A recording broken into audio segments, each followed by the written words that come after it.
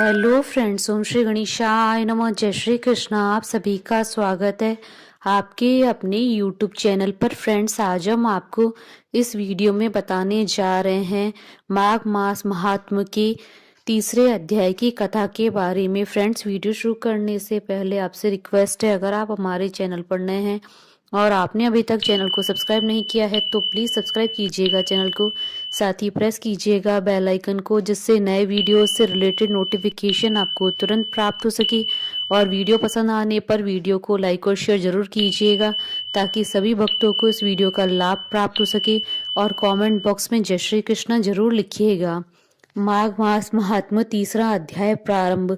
तब राजा दिलीप कहने लगे कि महाराज, यह पर्वत कितना ऊंचा और कितना लंबा चौड़ा है। तब वशिष्ठ जी कहने लगे कि 36 योजन, 1 योजन 4 कोस का होता है। ऊंचा ऊपर चोटी में 10 योजन चौड़ा और नीचे 16 योजन चौड़ा है, जो हरी, चंदन, आम, मदार, देवदार और अर्जुन के वृक्षों से सुशोभित है। दुर्भिक्ष से दुखी होकर इस पर्वत को और फल फूलों से परिपूर्ण देखकर भृगु वहीं रहने लगे और यहाँ पर कंदराओं, वनों और उपवनों में बहुत दिनों तक तप करते रहे। इस प्रकार जब भृगु ऋषि वहां पर अपने आश्रम पर रह रहे थे तो एक विद्याधर अपनी पत्नी सहित अत्यंत दुखी थे। उन्होंने भृगु ऋषि को प्रणाम किया और ऋषि ने बड़े मीठे स्वर में उनसे कहा कि हे विद्याधर, तुम बड़े दुखी दिखाई देते हो, इसका क्या कारण है? तब विद्याधर कहने लगा कि महाराज, पुण्य के फल को पाकर, स्वर्ग पाकर तथा देव तुल्य शरीर पाकर भी मेरा मुख व्याघ्र जैसा है। मेरे दुख और अशांति का यही एक कारण है। न जाने किस पाप का फल है। मेरे चित्त की व्याकुलता का दूसरा कारण भी सुनिए। मेरी पत्नी अति रूपवती, मीठा वचन बोलने वाली, नाचने और गाने की कला में अति प्रवीण, शुद्ध चित्त वाली, सातों सुरों वाली, वीणा बजाने वाली, जिसने अपने कंठ से गाकर नारद जी को प्रसन्न किया, नाना स्वरों के नाच से वीणा बजाकर कुबेर को प्रसन्न किया, अनेक प्रकार के नाच ताल से शिवजी महाराज भी अति प्रसन्न और रोमांचित हुए। शील, उदारता, रूप तथा यौवन में स्वर्ग की अप्सरा भी इस जैसी नहीं है। कहाँ ऐसी चंद्रमुखी स्त्री और कहाँ मैं व्याघ्र मुख वाला, यही चिंता सदैव मेरे हृदय को जलाती है। विद्याधर के ऐसे वचन सुनकर तीनों लोगों की भूत, भविष्य और वर्तमान की बात जानने वाले तथा दिव्य दृष्टि वाले ऋषि कहने लगे कि हे विद्याधर, कर्म के विचित्र फलों को प्राप्त होकर ज्ञानी पुरुष भी मोह को प्राप्त हो जाते हैं।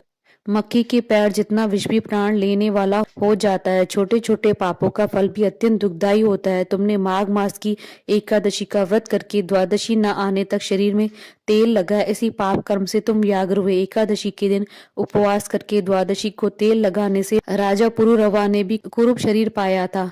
तब वह अपने कुरूप शरीर को देखकर दुखी होकर हिमालय पर्वत पर देव सरोवर के किनारे गया। प्रीति पूर्वक शुद्ध स्नान कर कुशा के आसन पर बैठकर भगवान कमल नेत्र, शंख चक्र, गदा, पद्म के धारण करने वाले, पीतांबर पहने, वन माला धारण किए हुए विष्णु का चिंतन करते हुए राजा पुरुरवा ने 3 मास तक निराहार रहकर भगवान का चिंतन किया। इस प्रकार 7 जन्मों में प्रसन्न होने वाले भगवान राजा के 3 महीने के तप से अति प्रसन्न हुए और माघ मास की शुक्ल पक्ष की एकादशी को प्रसन्न होकर भगवान ने अपने शंख के जल से राजा को पवित्र किया।